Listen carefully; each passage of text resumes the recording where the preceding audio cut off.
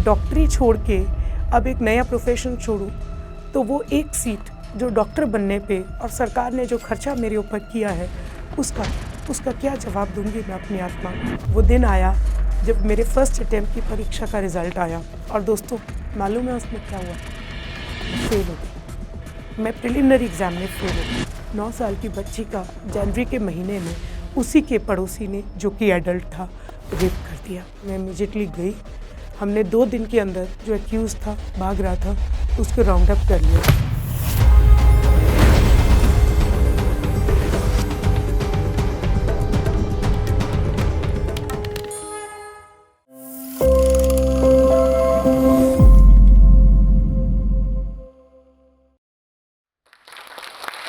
दोस्तों, आज मैं आपको एक सिंपल सी पंजाब में मोहाली ज़िले की लड़की की कहानी सुनाऊंगी।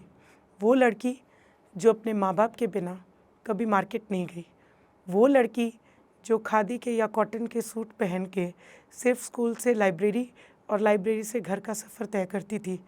वो लड़की जिसकी लाइफ में सिर्फ एक रिक्रिएशन नाना नानी या दादा दादी के घर जाने का था। जानने की बात है कि वो लड़की इतने सिंपल लाइफस्टाइल से ऐसा क्या परिवर्तन हुआ जो वो निश्चय करती है कि ये कॉटन के सूट की जगह अब वर्दी पहनी जाए और देश घूमा जाए और परिवर्तन में अपना एक बड़ा सहयोग दिया जाए। नमस्कार, मेरा नाम है डॉक्टर अंशु सिंगला। मैं अपनी एजुकेशनल क्वालिफ़िकेशन से MBBS डॉक्टर हूँ और 2014 की हरियाणा काडर की एक IPS अधिकारी हूँ। दोस्तों, मैंने जीवन में कभी नहीं सोचा था कि मैं कभी सिविल सर्विसेज करूँगी, परंतु जब 2011 में मैं अपनी इंटर्नशिप कर रही थी और इमरजेंसी डिपार्टमेंट में एक पोस्टिंग आई तो मेरे सामने दिल दहलाने वाला एक दृश्य आया। मेरे पास एक 30 ईयर ओल्ड फीमेल पेशेंट आती है जिसके ऊपर 80% बर्न्स थे। 80% बर्न्स झुलसते हुए थे और मैंने परिवार वालों से एक ही सवाल पूछा कि इनको इतने बर्न्स हुए कैसे, और मुझे उन्होंने एक ही जवाब दिया, स्टोव फट गया। मुझे लगा ये तो स्टोव फटने का एक्सप्रेशन ही नहीं है बॉडी में, पीछे के साइड पे भी बर्न्स है, इसका मतलब किसी ने केरोसिन या पेट्रोल से उसे डाउस किया। मुझे उसके ऊपर जब ऑइंटमेंट लगा रही थी बहुत घबराहट हो रही थी, क्योंकि डॉक्टर होने के नाते मुझे ये मालूम था कि ये शायद नहीं बच पाएगी। मेरा जो डर था वो सही हो गया। 2 दिन बाद उस पेशेंट की मृत्यु हो गई और मैं अपने आप को रेस्टलेस पाया। मेरी आत्मा रोती रही।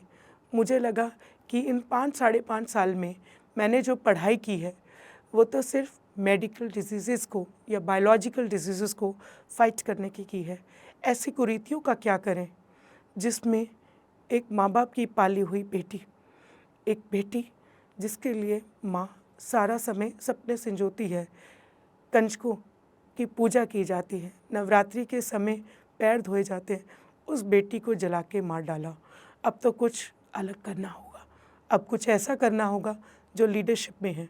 परंतु जैसे मैंने बताया कि मेरी बहुत सिंपल लाइफस्टाइल थी, मैंने कभी अखबार भी नहीं पढ़े थे, मुझे बहुत ज़्यादा ज्ञान नहीं था, मुझे सिर्फ कॉलेज से लाइब्रेरी का और हॉस्टल का रास्ता मालूम था।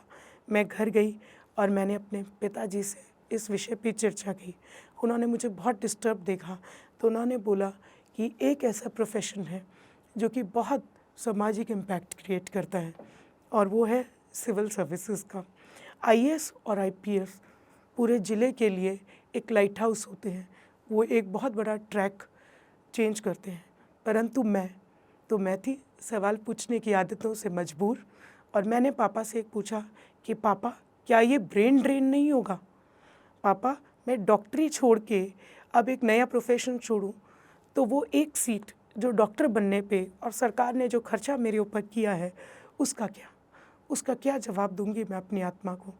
तो मेरे पिताजी ने कहा कि तुम्हें किसने कहा कि तुम डॉक्टरी छोड़ो? पुलिस भी तो इंसानों के लिए ही की जाती है। तो मुझसे प्रॉमिस करो कि तुम डॉक्टरी की पढ़ाई को कंटिन्यू करो। प्रॉमिस करो कि जो भी तुमसे मेडिकल डिस्कशन करेगा उसमें तुम उन्हें सही गाइडेंस दोगी। प्रॉमिस करो कि अपने अंदर के कंपैशन को हमेशा ज़िंदा रखो। प्रॉमिस करो कि जो वैल्यू सिस्टम मैंने तुम्हें सिखाया है सबकी मदद करने का, उसको हमेशा कायम रखो। और प्रॉमिस करो कि डॉक्टरी के पेशे को कभी नहीं छोड़ोगी। अब मेरे पिताजी के दिए हुए इस कॉन्फिडेंस से मेरे 2 डिसीजंस बिल्कुल क्लियर हो गए। अब मैं सिर्फ मेडिकल डिजीज़ से नहीं लड़ूंगी।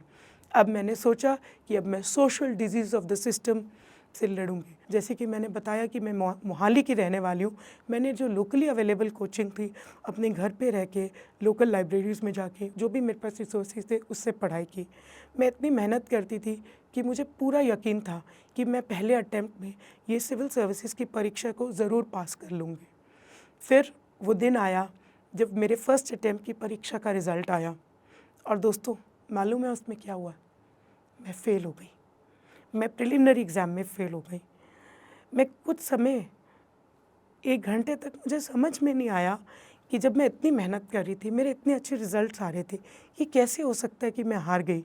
और हमेशा मैंने जब भी मेहनत की, मेरे फर्स्ट अटेम्प्ट में बहुत अच्छे सर्टिफ़िकेट्स, बहुत अच्छे ग्रेड्स आते रहे। फिर मैंने पॉज़ लिया और लाइब्रेरी में रिज़ल्ट आया था, मैं लाइब्रेरी से अपने घर चली गई।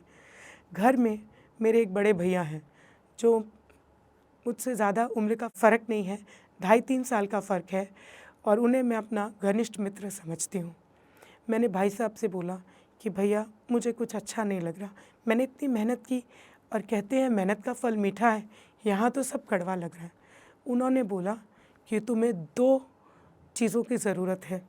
नंबर 1, तुम्हें पहले तो इस थॉट से बाहर आना है कि मेरी हार हुई है, और दूसरा इस थॉट से बाहर आना है कि ये कोई किस्मत का खेल है। तुम्हें शांतिपूर्वक अपनी गलतियों को रिविज़िट करना है, रिवाइंड करना है, रिवाइज़ करना है कि तुमने कहाँ पे गलती की, और फिर से अपनी स्ट्रैटेजी को नए दौर से शुरू करना है। पर उससे पहले मेरे परिवार वालों ने बहुत ही प्रेम से मेरे लिए एक छोटी सी शिमला की ट्रिप रखी। मैं 2 दिन के लिए फ्रेश हुई और आके मैंने अपनी सारा पेपर उठाया और गलतियों को रिविज़िट किया। और दोस्तों मैं पूरी रिन्यूड एनर्जी के साथ सेकंड अटेम्प्ट में बैठी और मालूम है सेकंड अटेम्प्ट का रिज़ल्ट क्या रहा? सेकंड अटेम्प्ट में मैंने यूपीएससी क्रैक किया विद द रैंक 139, जो कि एक बहुत ही प्रेस्टिजियस रैंक है। दोस्तों मैं आपसे एक चीज़ ज़रूर कहना चाहती हूँ। लोग कहते हैं हमेशा लगे रहो, लगे रहो, मेहनत करने वालों की हार नहीं होती। पर मैं आपसे एक चीज़ कहूँगी, ये बात सत्य है कि मेहनत करने वालों की हार नहीं होती, पर जब भी आपकी हार हो तो ज़रूर रुक के अपनी गलतियों से सीखें। समझदार इंसान वो है जो कुछ गलतियों से अपनी से सीख ले और कुछ दूसरों की गलतियों से सीखे। मैंने प्रीलिम एग्ज़ाम की गलतियों में खुद से सीखा और बात की अपने साथियों से जो मेंस में रह गए, कुछ उनकी गलतियों से सीखा। खैर ये मेरा आईपीएस बनने का जो सफ़र था वो शुरू हो गया और मैं अकेली पहली बार अपने जीवन में एयरपोर्ट से हैदराबाद के प्लेन में बैठ गई।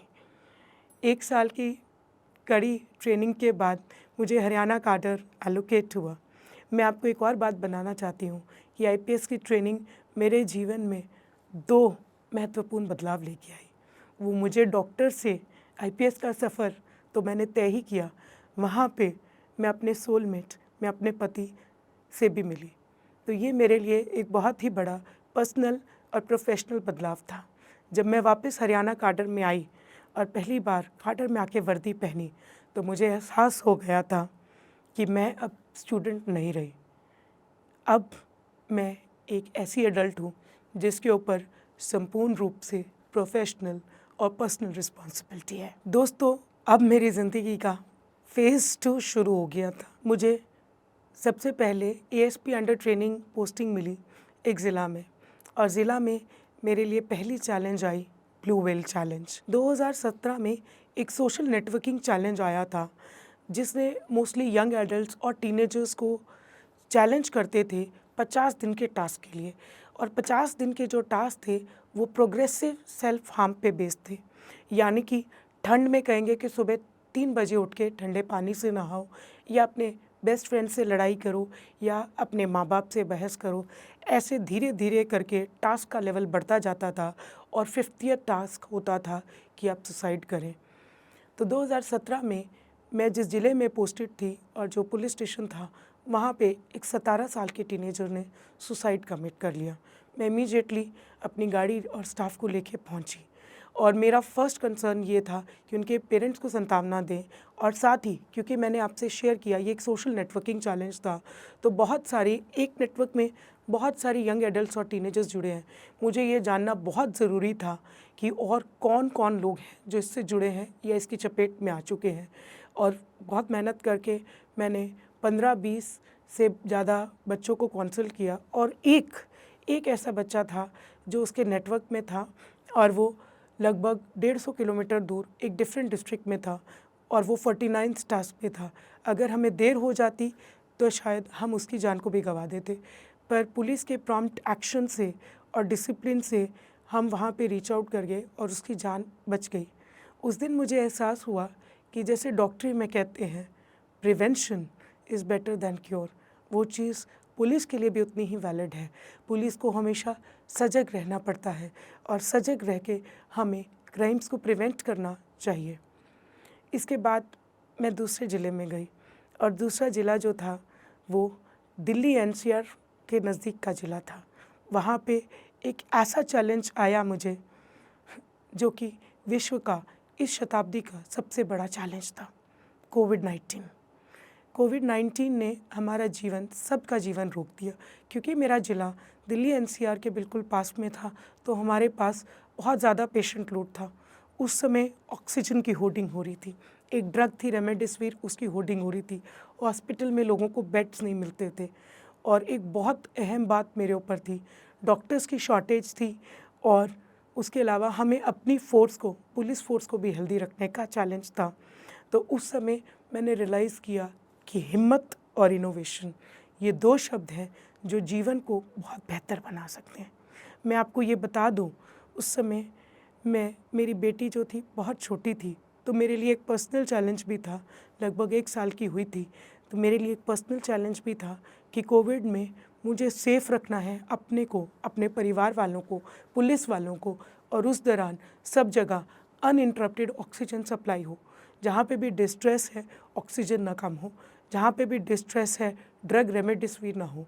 तो हमने और हमारी टीम ने बहुत मेहनत करके, बहुत चाल-चलन उस पे मैनेज करके हमने उसको कंट्रोल किया और रेमडेसिविर की होर्डिंग को भी रोका और ऑक्सीजन सप्लाई भी अनइंटरप्टेड रखी। कई बार ऐसा होता था कि हम अपनी गाड़ियाँ लगा के ऑक्सीजन के सिलेंडर्स को पायलट करते थे और मेरे जीवन की सबसे मार्मिक रिक्वेस्ट मैंने जो सुनी उस समय वो ये थी कि मैम, मेरी जो वाइफ़ है वो एडमिट है और मेरी 2 छोटे बच्चे हैं और मेरे पिताजी की डेथ कोविड में हो चुकी है। क्या आप मेरी वाइफ़ की ऑक्सीजन सप्लाई इंश्योर कर देंगे?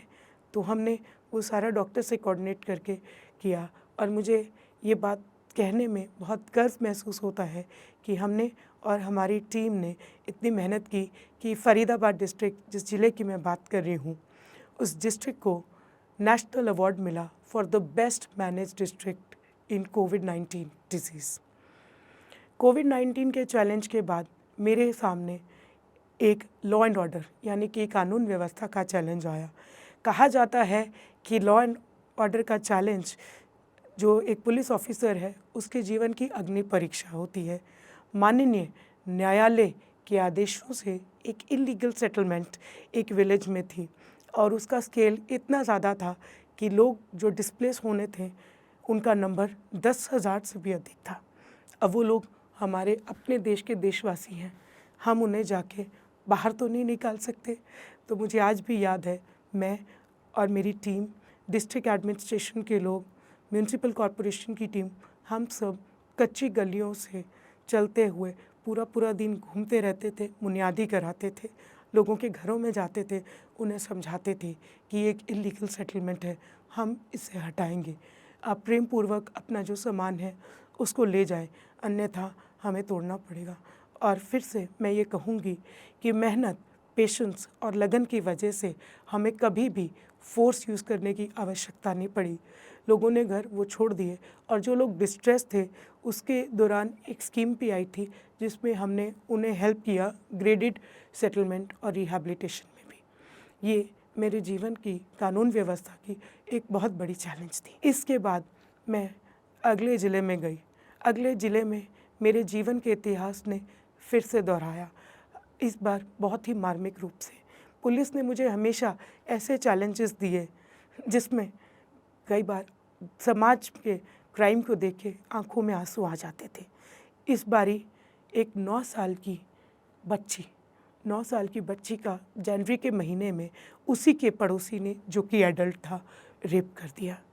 और मुझे सबसे पहली बात तो करेज दिखाया उसके माँ बाप ने, जिन्होंने टाइमली रिपोर्टिंग की तो मैं इमीडिएटली गई। हमने 2 दिन के अंदर जो एक्यूज़ था, भाग रहा था, उसको राउंड अप कर लिया। उसके बाद हमने एक निर्णय लिया कि जैसे एक डॉक्टर, अच्छा डॉक्टर सही इलाज कराता है, कंपैशन से अपने पेशेंट को ट्रीट करता है और समय पे इलाज देता है, तो हमने सोचा इसमें समय पे बहुत अच्छी इन्वेस्टिगेशन कराएंगे और इसे जुडिशरी में फास्ट ट्रैक कराएंगे। 9 महीने के अंदर वो जजमेंट आई जिसमें उस एक्यूज्ड को कानून ने बहुत कड़ी सज़ा दी। वो सज़ा थी rigorous imprisonment for the rest of the life, मतलब उसका जितना भी बाकी का जीवन है उसे कड़ा कारावास होगा। और साथ ही में एक हैवी फाइन भी इम्पोज किया। फ़ाइन का जो अमाउंट था वो विक्टिम रिहैबिलिटेशन स्कीम 2020 के तहत विक्टिम के रिहैबिलिटेशन के लिए जाएगा। मैं आपको ये बात गर्व से कह सकती हूँ कि मुझे 10 साल की सर्विस हो गई है और 10 साल की सर्विस में मैंने अपनी कुछ अहम चीज़ें सीखी हैं। पहली सबसे महत्वपूर्ण बात, रामकृष्ण परमहंस कहते थे, service to mankind is service to God, यानी कि मनुष्य के लिए जो सर्विस की जाए वो परमात्मा को की हुई, भगवान को दी हुई सर्विस है। सच्चे मन से आप जिस भी जॉब में हैं, प्रोफेशन में हैं, उसमें सच्चे मन से, ईमान से, लगन से, हिम्मत से, प्रेम से और इस चीज़ को ध्यान रखते हुए कि हमारे देश के सबसे गरीब नागरिक को उसका क्या फ़ायदा होगा, इस चीज़ को करके वो सर्विस करेंगे तो वो सीधा ईश्वर की सेवा है। दूसरी बात जो मैं आपको गर्व से कह सकती हूँ कि जो महिलाएं हैं वो 50% हिस्सा हैं और बाकी की 50% की निर्माता हैं।